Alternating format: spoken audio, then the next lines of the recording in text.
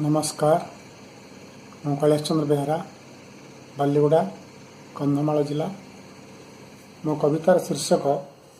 प्रकृति लीला। लीलामयी प्रकृति जी कि ईश्वर अनाबद्ध सृष्टि केतेबेले क्यों रूपे देखा दिए धरापृष्ठे केतेबेले शांत कांत कमनीय रूप केतेबेले बा लोमहर्षणकारी प्रचंड स्वरूप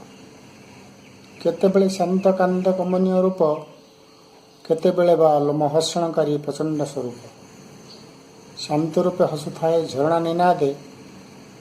शांत रूपे हसुथाए झरणा निनादे दान करे सुमिष्ट फलशस्य और रंग बेरंगर सुंदर कुसुम आकाशर नीलिमारे सूर्य चंद्र सुनील किरण रे आकाशर नीलिमारे सूर्य चंद्र सुनील किरण रे सबुज केदार और वन संपद प्रकटाए तार चिरशाश्वत सौंदर्य किंतु जेतेबेले धारण करे प्रलयंकरी उग्रमूर्ति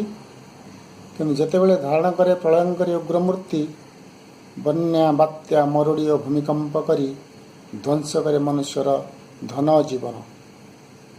सुच प्रसाद चूरमार करे मनुष्यर दंभ गर्भ अभिमान कोटिपति हुए दांडर भिकारी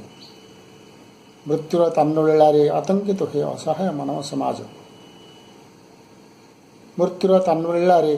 आतंकित हुए असहाय मानव समाज मन हुए सते जेपरी प्रकृति उपरे अत्याचार करी लोभग्रस्त मनुष्य पाइछि समुचित शास्ति पंचमहाभूतरे गढ़ाई प्रकृति